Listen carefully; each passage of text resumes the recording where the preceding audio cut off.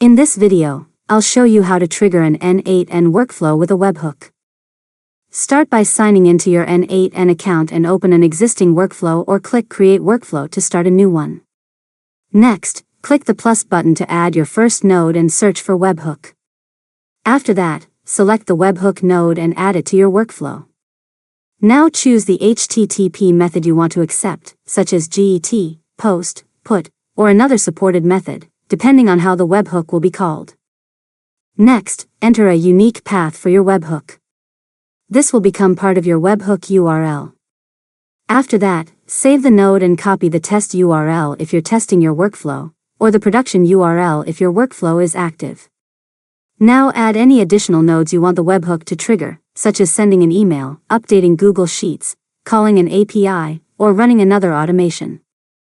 Next, click Execute Workflow if you're using the test webhook, then send a request to the test URL using your application, API, or a tool like Postman. After that, verify that the webhook request reaches N8N and that the remaining workflow runs successfully. Finally, activate your workflow so the production URL is always available to receive webhook requests automatically. And that's it.